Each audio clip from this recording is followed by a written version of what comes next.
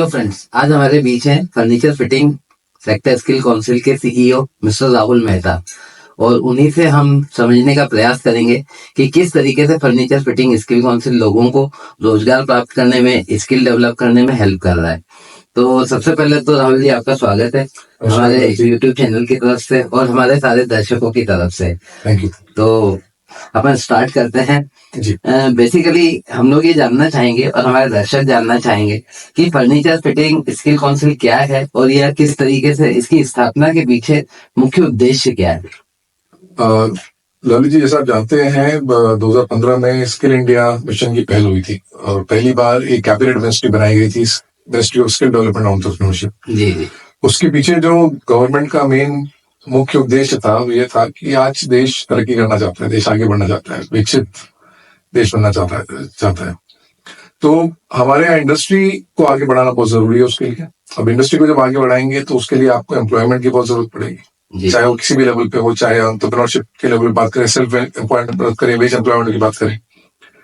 तो वो करने के लिए जो बीच में इकोसिस्टम चाहिए, एक तरफ आपके पास में इंडस्ट्री, दूसरी तरफ आपके पास में हम बोलते हैं डेमोग्राफिक डिविडेंड। बहुत यूथ है हमारे यहाँ पर, लेकिन उनको सिखाएगा कौन, उनको सिखाया कैसे जाए और उनको उस तरह से कैसे सिखाया जाए कि वो इंडस्ट्री में एक्चुअली वैल्यू एड कर सके। तो उस उद्देश्य से इस मिशन को बनाया गया था, स्किल इंडिया मिशन को।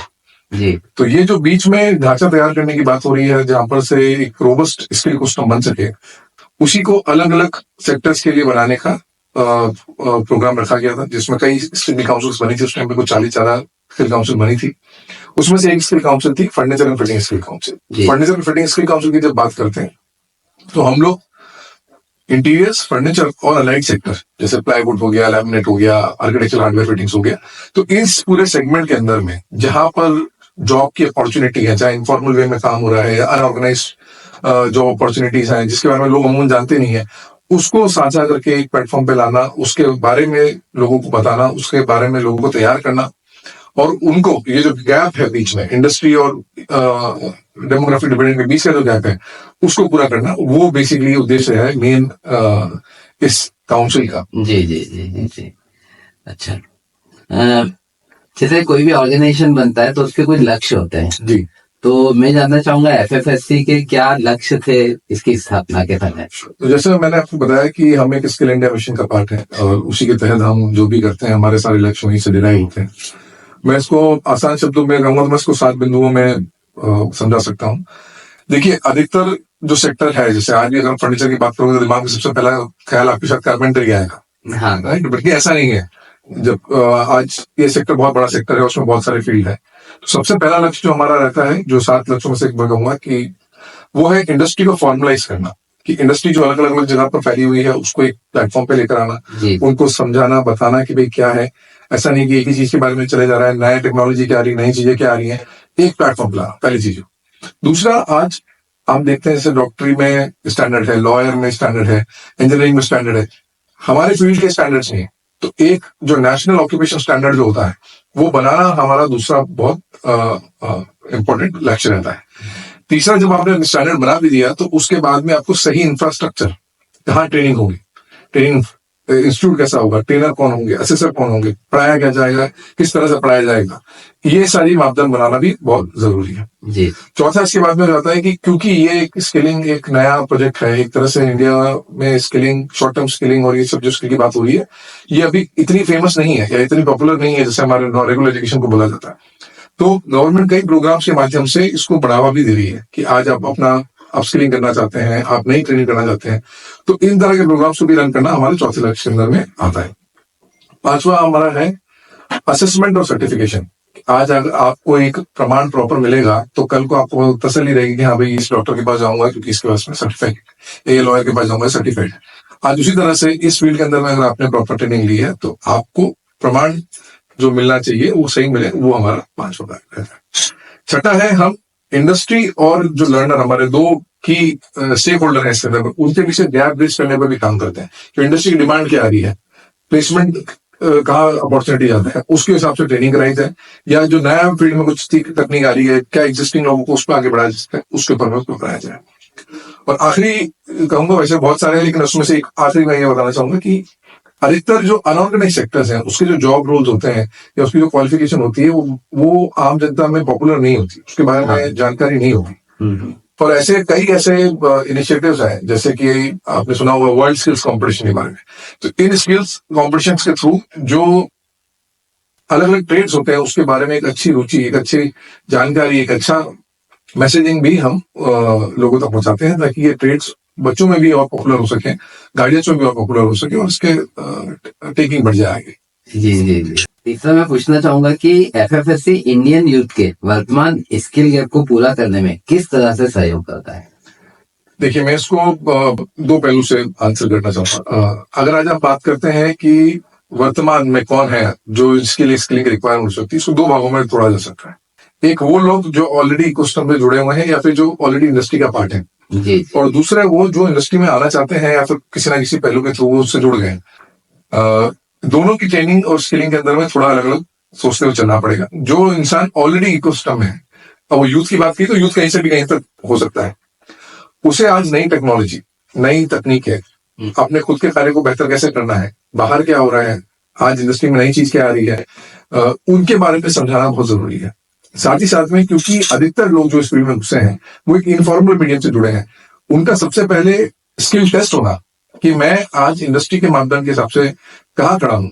तो रिकॉग्निशन ऑफ ट्रायल लर्निंग जिसे कहते हैं, अमूमन देशों के अंदर में होता है ये, उसके थ्रू अपने स्किल को टेस्ट करना बहुत जरूरी है। उससे क्या हो जाता है कि अगर मैंने आज अपना मेडिकल टेस्ट कराया मानिए, तो मैं मेडिकल टेस्ट कराने के बाद मुझे पता है कि भाई मुझे क्या कम खाना है, क्या ज्यादा खाना है, अपनी सेहत का ध्यान रखने के लिए मुझे कैसे कैसे आगे अपना जीवन शैली रखनी है। उसी तरह से अगर मेरा स्किल टेस्ट हो जाता है तो मुझे पता पड़ता है कि अच्छा मैं आज यहाँ हूँ, मुझे पायदान में 2-3 कदम ऊपर जाना है, तो मुझे क्या तैयारी करनी पड़ेगी। तो एक रैशनल लॉजिक और एक सिस्टमैटिक वे के अंदर में आदमी आगे जा पाता है।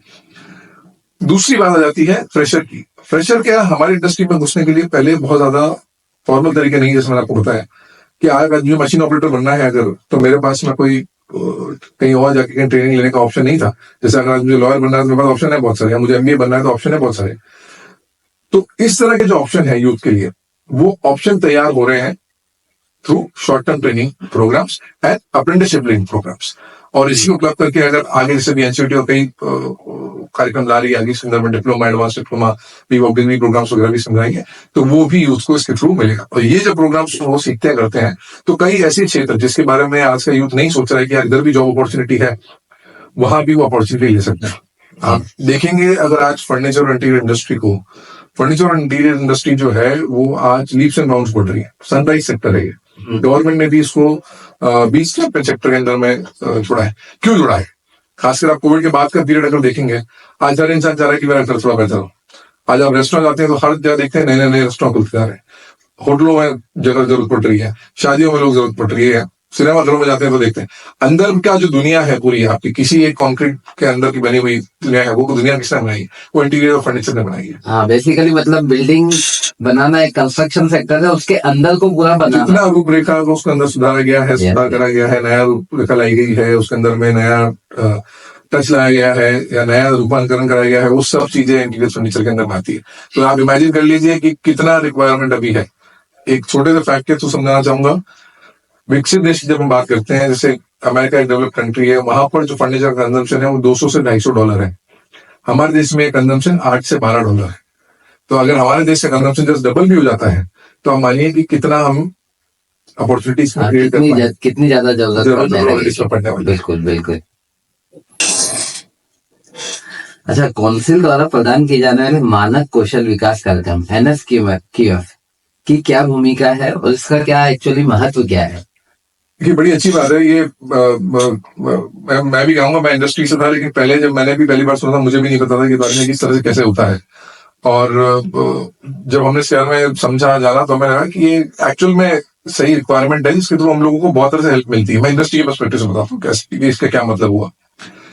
देखिए, आज कोई भी इंसान क्या काम कर रहा है, उसका कोई लेवल डिफाइंड नहीं है हमारे यहाँ, कि भाई आज मैं काम करता हूँ, मानिए मैं 10 साल से काम कर रहा हूँ, या मैं 5 साल से काम कर रहा हूँ, या मैं 7 साल से काम कर रहा हूँ, तो मैं कौन से लेवल पे हूँ इंडस्ट्री में। नेशनल स्किल क्वालिफिकेशन फ्रेमवर्क क्या करता है कि उसने एक परफॉर्मेंस के बेसिस पे, नॉलेज के बेसिस पर, एक्सपीरियंस के बेसिस पे एक मापदंड बना दिया है, 1 से लेकर 8 तक के बीच में है, जहां एंट्री लेवल से लेकर ऊपर टॉप तक आदमी अलग अलग लेवल के अंदर में डिस्ट्रीब्यूट हो गया है। तो उससे क्या हो रहा है, एग्जाम्पल के तौर पर देखें, जैसे मानिए कि हम बात कर रहे हैं इंटीरियर ऑक्यूपेशन, तो इंटीरियर ऑक्यूपेशन में अगर एंट्री लेनी है तो शायद मैं लेवल 2 लेवल 3 के अंदर मैं घुसता हूँ, मैं वहां पर एक ड्राफ्ट पर्सन की तरह, जनरल ड्राफ्ट पर्सन की तरह मैं वहां पर एंट्री लेता हूँ। फिर मुझे उसके थोड़ा ऊपर जाना है तो मैं लेवल 2 से लेवल 3 की तरफ चला गया, मैंने कहा अच्छा मैं यहाँ पर एक मल्टीपर्पज असिस्टेंट इंटीरियर डिजाइनर बन सकता हूँ। फिर मैं उसके ऊपर चला गया तो मैं असिस्टेंट इंटीरियर डिजाइनर बन सकता हूँ, assistant draft person interior designer बन सकता हूँ, फिर मैं असिस्टेंट इंटीरियर डिजाइनर। तो इससे क्या हो रहा है कि देखने वाले के लिए भी आसान हो जा रहा है कि अच्छा ये सीढ़ी है, मुझे इस तरह से चलते जाना है, ये मापदंड है, मुझे ये हासिल करते जाना है, इन चीजों में सक्षम बन गया तो मेरे लिए आगे की रास्ता आसान हो जाएगा। जी ये करने वाले के लिए आसान हो गया कि उसको समझ में आ गया कि अच्छा ये सीढ़ी है तो मुझे ये करते हुए चलना है। जो जांच पड़ताल करेगा इसकी, जो लेना चाहता है, मानिए मैं इंडस्ट्री हूं और मैं लेना चाहता हूँ, मेरे लिए आसान हो गया। जी तो करने वाले के लिए, कराने वाले के लिए, इंडस्ट्री के लिए, सबके लिए बेनिफिशियल होगा। तो तीनों जो स्टेक होल्डर हैं, चाहे वो इंडस्ट्री है, स्किलिंग पार्टनर है, चाहे वो लर्नर है, उन सबके लिए नेशनल स्किल क्वालिफिकेशन फ्रेमवर्क जी। एक बहुत अच्छा और एक बहुत आसान माध्यम बन जाता है, जिसके थ्रू आप गेज कर सकते हैं कि आज आप कौन से स्किल सेट पे कौन से लेवल पे। अच्छा, अब मैं ये जानना चाहूंगा कि जैसे फर्नीचर फिटिंग स्किल काउंसिल है, जी तो ये इंडस्ट्री स्टेक होल्डर्स और गवर्नमेंट बॉडीज के साथ किस तरीके से कोलैबोरेट करता है? देखिए, जो एक सेक्टर की काउंसिल की पोजीशनिंग है, वो पोजीशनिंग इस तरह से करी गई कि एक तरह से उसके जो स्टेक होल्डर्स हैं, वो इंडस्ट्री है एक तरफ, एक साइड में एक तरफ लर्नर है जो सीखना चाहते हैं, एक तरफ स्किलिंग पार्टनर है जो उनको सक्षम बना रहे हैं कि भाई हाँ हम इनको सिखाएंगे। और ये सब चीजें जो है गवर्नमेंट मैंडेट के हिसाब से चल रही है। क्यों? क्योंकि गवर्नमेंट ने ही ये मिशन को आगे बढ़ाया है और सेक्टर की काउंसिल को एक तरह से जन्म दिया है कि आप को ये मिशन को कंप्लीट करते हुए चलना है।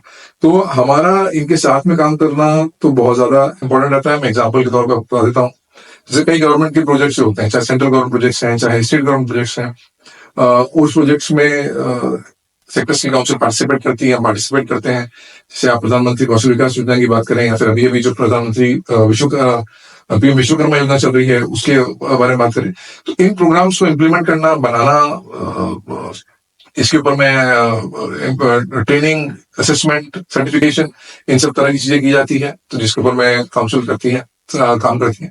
साथ ही साथ में जो सारे प्रोग्राम बनते हैं वो प्रोग्राम इंडस्ट्री कंसल्टेशन के बिना नहीं बनते।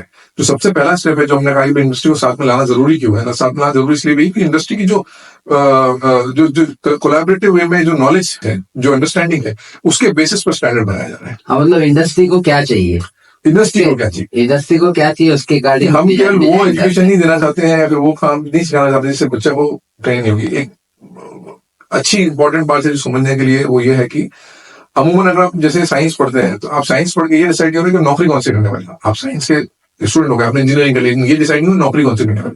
लेकिन जब आप वोकेशनल एजुकेशन सिस्टम में शॉर्ट टर्म ट्रेनिंग की बात कर रहे हैं, तो आप जो प्रोग्राम कर रहे हैं वो प्रोग्राम का नाम ही इस तरह से बना हुआ है कि वो एक जॉब रोल स्पेसिफिक ट्रेनिंग है।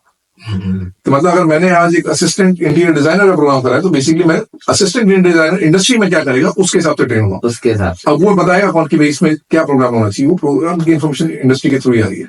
तो हम इंडस्ट्री को कंसल्ट करते हैं, उनसे समझते हैं क्या रिक्वायरमेंट है, उसमें क्या होना चाहिए, उसके हिसाब से प्रोग्राम बनाया जाता है और फिर उसको इम्प्लीमेंट किया जाता है।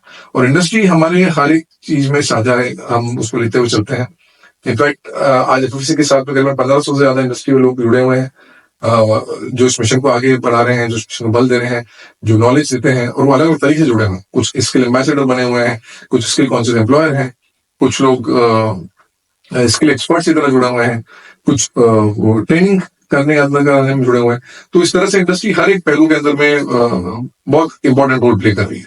और गवर्नमेंट की भी यही मंशा है कि जब इस तरह का प्रोग्राम एक बनाया गया था, चाहती तो गवर्नमेंट खुद ही अपना रन कर सकती थी, लेकिन उन्होंने कहा कि भाई इसमें इंडस्ट्री को साथ में लेकर कराया जाए ताकि इंडस्ट्री क्या चाहती है उसके हिसाब से इम्प्लीमेंटेशन लाए और बच्चों या फिर कोई भी इंसान जो आज स्किलिंग कर रहा है उसको एक सही दिशा निर्देश मिल सके।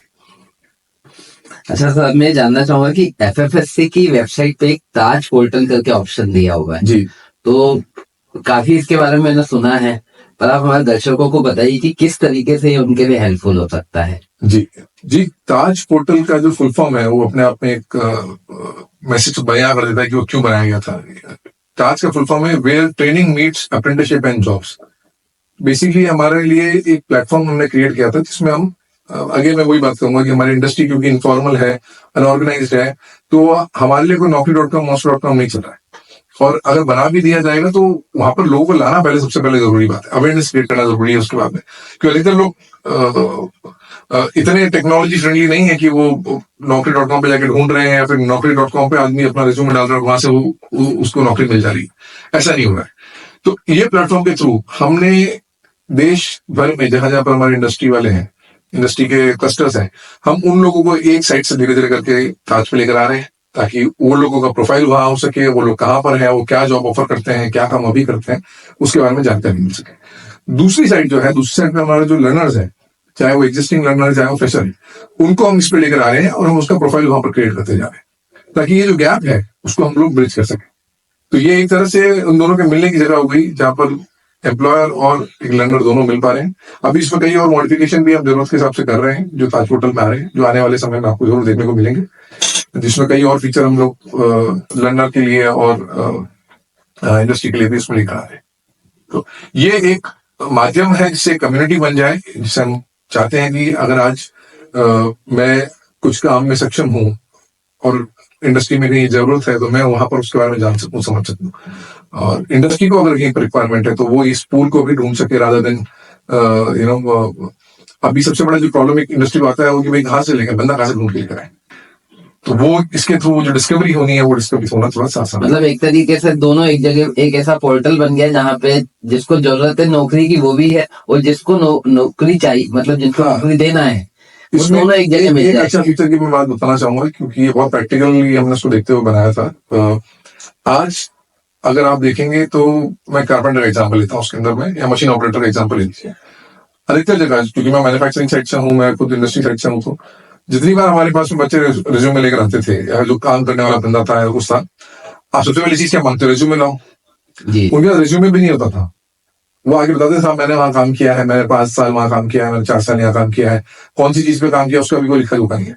मैंने खुद ने जब प्रीवियस कंपनी के अंदर में जब मैंने चालू किया था, तब मैं स्टार्टिंग में करीबन 200-250 लोगों के मैंने इंटरव्यू केवल पेपर में लिए हैं, जिसमें मैं उनका खुद का रिज्यूमे बना होता कि आपका नाम, पिताजी का नाम, माताजी का नाम, आपने क्या पढ़ाई करी, कहाँ पर किया है। ये करते करते हम समझ में आया कि बहुत बेसिक लेवल में भी बहुत सारी चीजें मिसिंग है इन्फॉर्मेशन सेक्टर के अंदर में। हाँ, फिर हमने धीरे धीरे उसको कन्वर्ट किया कि इसको हम एक रेज्यूमे फॉर्मेट के अंदर में बना दी कि भाई जो बंदा हमारे आ रहा है, भले उसको नौकरी लगे ना लगे, कम से कम उसका रेज्यूमे तो बन जाए, और जाएगा जब यहाँ से तो उसको एक प्रिंट आउट देने भैया तुम्हारा रेज्यूमे, और ये सॉफ्ट कॉपी तुम्हारे लेके जाओ।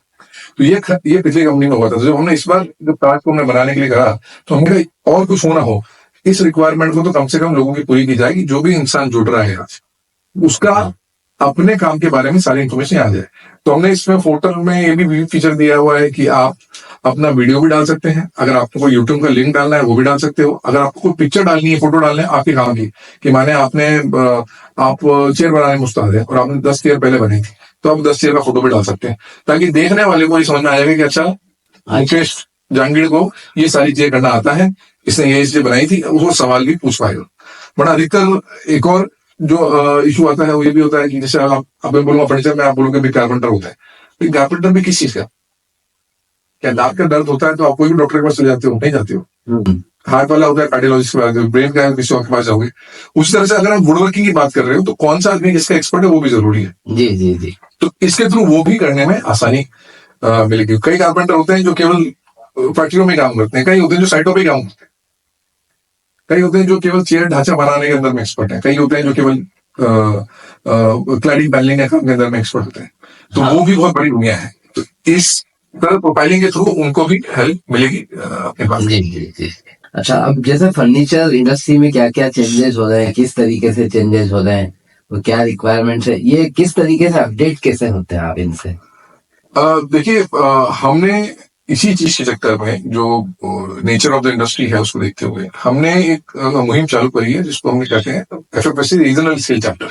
जी जी जी जी। एफएफएससी रीजनल स्किल चैप्टर बेसिकली हमने 50 से ज्यादा ऐसे चैप्टर्स आइडेंटिफाई करे हैं, ऐसी सिटीज आइडेंटिफाई करी है, जिसको हम लोग हब एंड स्पोक मॉडल के अंदर में डेवलप कर रहे हैं। जैसे मानिए मुंबई एक मेन हब हो गया, उसके आसपास के जो डिस्ट्रिक्ट्स हैं, छोटे डिस्ट्रिक्ट्स हैं, वो उसके अंदर में स्पोक की तरह हो गया।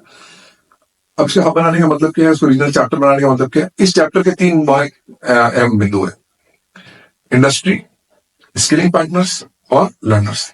हम उन सबको उस रीजन के अंदर मानना चाहते हैं। अगर आज आपको मुंबई की प्रॉब्लम सॉल्व करनी है, तो आप दिल्ली में बैठ के नहीं सॉल्व कर सकते। यहाँ पर बंदा तैयार करोगे, वहां चला जाएगा, ऐसा नहीं हो सकता।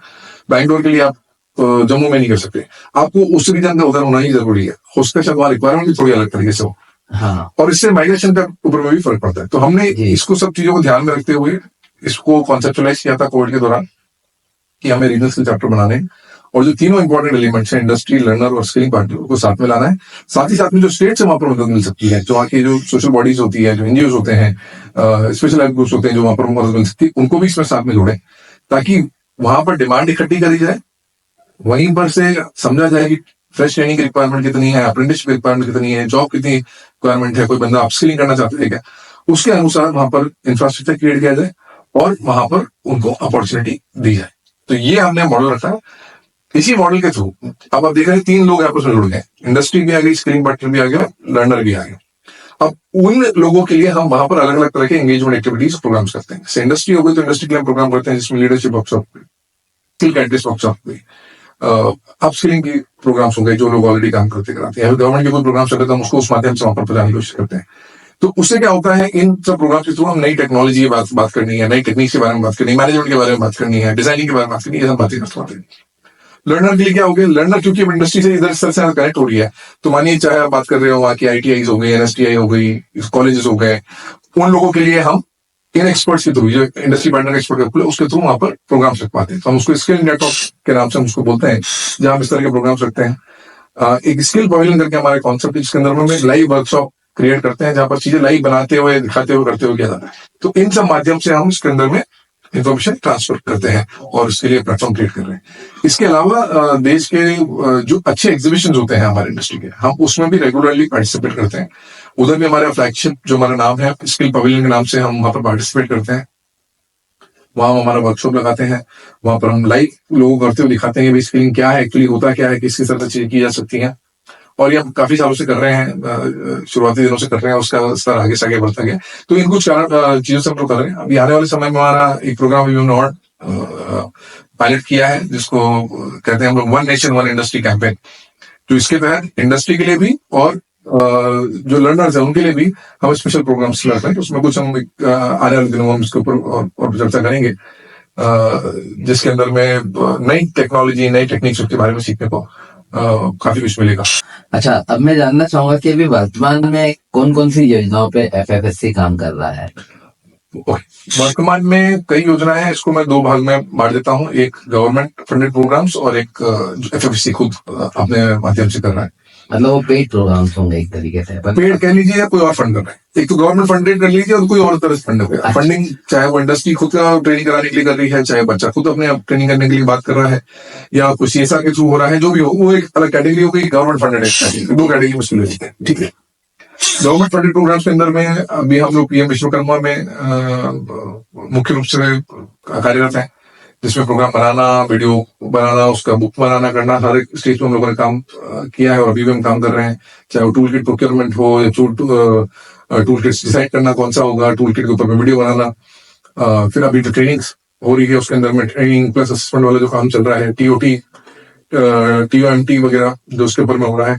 तो ये सारा एक प्रोग्राम बहुत महत्वपूर्ण प्रोग्राम चल रहा है PM विश्वकर्मा, जिसके अंदर में एक्चुअल में जो आपने टेक्नोलॉजी की बात करी, जो एक टेक्नोलॉजिकल एडवांसमेंट लाना चाह रहे हैं कि भाई जो आज बंदा हैंड टूल से ही काम करता था प्राइमरीली, उसको कैसे पावर टूल्स वगैरह पे शिफ्ट किया जा सके, उसको कैसे ट्रेनिंग दी जा सके, उसको कैसे मार्केट से मुख्य धारा से जोड़ा जा सके, उसको कैसे डिजिटल फाइनेंशियल लिटरेसी के बारे में बताया जा सके।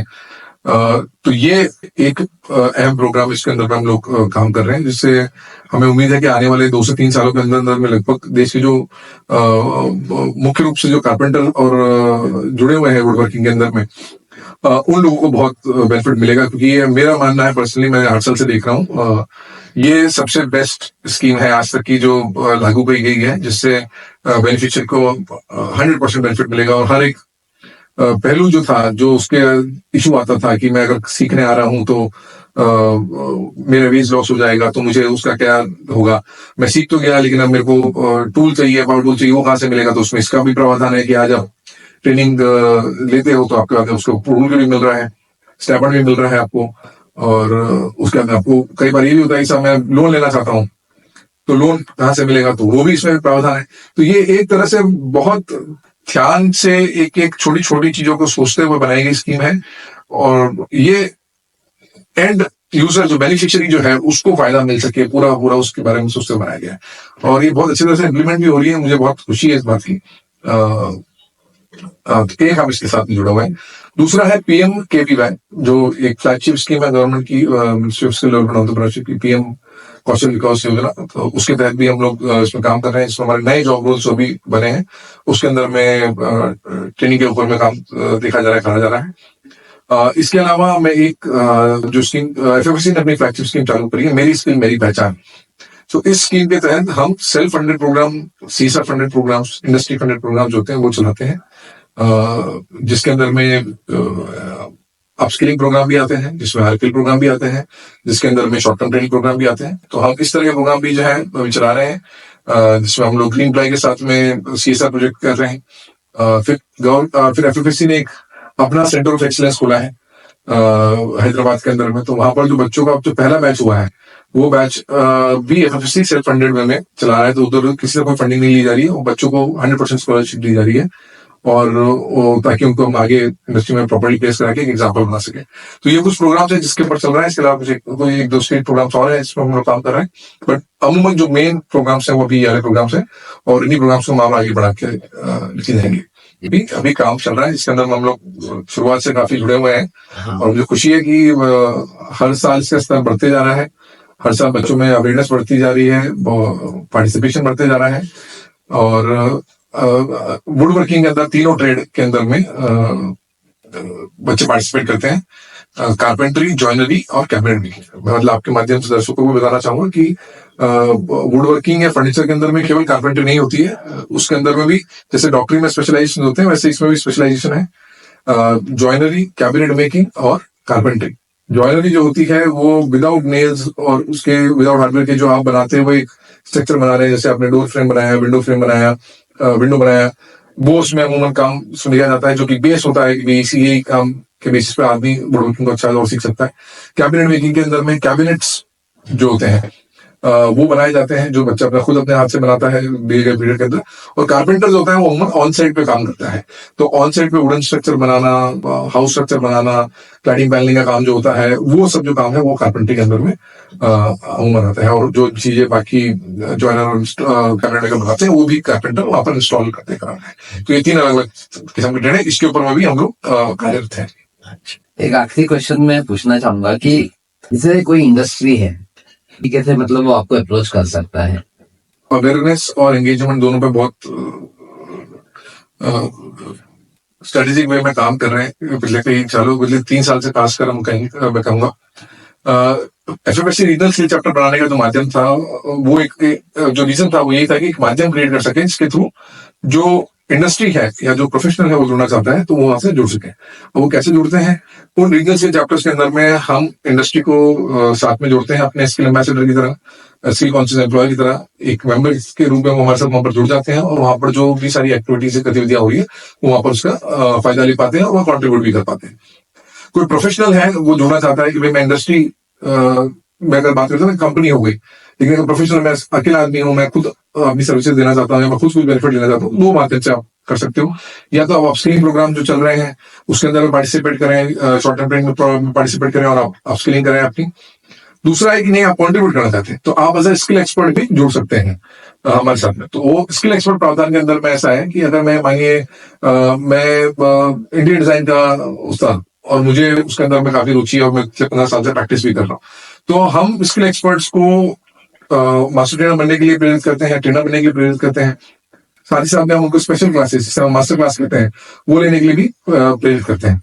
तो इस माध्यम से भी एक प्रोफेशनल जुड़ सकता है। तो ये दो कैटेगरीज के लिए, कंपनीज के लिए, प्रोफेशनल्स के लिए ये माध्यम है जिसके थ्रू वो जुड़ सकते हैं हमारे साथ में। इसके अलावा आपको कोई स्पेसिफिक अगर आप जानना चाहेंगे कि कोई और इंसान जुड़ना चाहे तो बता सकते हैं। सर हमारे साथ में मैडम है, इनका भी कुछ क्वेश्चन है आपको दर्शकों की तरफ से भी। हाँ जी सर, मैं ये पूछना चाहूंगी कि एफएमएससी में मतलब फर्नीचर फिटिंग सेक्टर में महिलाओं के लिए क्या है इसमें करने के लिए या किस तरह से वो जुड़ सकती है? आपने बड़ा अच्छा सवाल पूछा। कम से कम इसी बहाने ये मैसेज पहुंचेगा कि ये जो इंडस्ट्री है ये सबके लिए ओपन है। मैं एक छोटा सा एग्जांपल लेके बताता हूँ। वर्ल्ड स्किल्स कॉम्पिटिशन जो है ये काफी सालों से चल रहे हैं। 1950 में चालू किए गए थे, और इसलिए किए गए थे चालू कि जो अलग अलग ट्रेड्स हैं, अलग अलग क्वालिफिकेशन है, उसके बारे में लोगों को बताया जा सके। तो हर साल अलग अलग कॉम्पिटिशन होते हैं, जिसके अंदर में बच्चे देश विदेश से पार्टिसिपेट करते हैं। अब जब क्यों मैं बात कर रहा हूँ, आपने मुझसे लड़कियों के बारे में आपने पूछा कि वो पार्टिसिपेट करते हैं, क्यों मैं कह रहा हूँ, क्योंकि वो इन कॉम्पिटिशन में तब से पार्टिसिपेट कर रहे हैं। अब मान के चलिए कि वहां पर जो एक्सपर्ट्स हैं वो भी फीमेल कैंडिडेट एक्सपर्ट आती है वहां पर। ओके। तो ये सोचना और ये मानना, इनफैक्ट जो पिछले 2017 या 19 के अंदर में जो चैंपियन थी लड़की, जो सिल्वर मेडल जीती थी, वो एक फीमेल कैंडिडेट ने जीता था। तो ये मानना कि ये इंडस्ट्री लड़कियों के लिए नहीं है या फिर उसके लिए नहीं है, ऐसा नहीं है। इस इंडस्ट्री के अंदर में आज आपके पास में मैनेजमेंट, डिजाइनिंग, मैन्युफैक्चरिंग, सर्विसेज और बाकी जो है सब लेवल के ऊपर में आपके पास में बहुत अपॉर्चुनिटीज है। कई ऐसी कंपनी है जहां पर 100% फीमेल स्टाफ काम करता है। कई ऐसी जगह पर है जहां पर लोग प्रेफर करते हैं कि हमें तो फीमेल कैंडिडेट्स ही चाहिए। और आज चाहे वो मशीन ऑपरेशन में हो, चाहे वो असेंबली में हो, चाहे इंस्टॉलेशन में हो, वो सब जगह पे काम कर रही है। तो ऐसा सोचना कि इसके लिए जॉब नहीं है या फिर ये फील्ड उनके लिए नहीं है, ऐसा नहीं है। ये जो सेक्टर है बहुत बड़ा सेक्टर है। खासकर इंटीरियर डिजाइन में अगर देखा जाएगा और आप फैक्ट्स के ऊपर जाओगे तो इंटीरियर डिजाइनिंग के अंदर में तो फीमेल डोमिनेटेड ही है मेजरली, वहां पर आपको मेल्स कम मिलेंगे। और अगर आप बात करेंगे बाकी जॉब रोल्स की भी, मैन्युफैक्चरिंग उसके अंदर में भी, वहां पर भी फीमेल पार्टिसिपेट बढ़ते जा रहे हैं। तो ये बात ये नहीं है कि क्या वो कर नहीं सकती है, ऐसा वाला बात नहीं है। बात है अवेयरनेस की। अगर जानकारी नहीं होगी तो आदमी करेगा किस? जहां जानकारी हो रही है वहां अपने आप बंदी चल जा रही है। जी जी। तो ये बिल्कुल सेक्टर फीजेबल है, कन्वीनियंट है, एक प्रॉमिसिंग सेक्टर है, चाहे वो मेल कैंडिडेट हो, फीमेल कैंडिडेट हो, सबके लिए। और ये इंडस्ट्री फिलहाल प्रॉमिसिंग इंडस्ट्री है। कोई भी इसके अंदर में एंटर करके अपना करियर बनाना चाहता है, चाहे वो खुद का बिजनेस के माध्यम से बनाए, चाहे सर्विस के माध्यम से बनाना चाहे, दोनों के लिए बहुत प्रॉमिसिंग इंडस्ट्री है। तो सर आपने बहुत अच्छी जानकारी दी, और मैं अपनी हमारे चैनल की तरफ से और हमारे दर्शकों की तरफ से आपको बहुत बहुत धन्यवाद करना चाहूंगा कि आपने हमारे चैनल के लिए इतना टाइम निकाला और हमारे दर्शकों को बहुत महत्वपूर्ण और बहुत अच्छी जानकारी दी। मेरा आपसे यही रहेगा कि आपका चैनल और आगे बढ़े, और आप अच्छा, जिस तरह से आप अच्छा काम स्किलिंग में करते हैं, उस तरह से आप इस तरह से इस माध्यम से भी अच्छे अच्छे लोगों को लाके लोगों तक उनके थॉट्स, अपनी नॉलेज को साझा कर सकें। एंड मेरी तरफ से बेस्ट विशेष, टीम एफएफएससी की तरफ से भी आपको बहुत बहुत शुभकामनाएं। Thank you.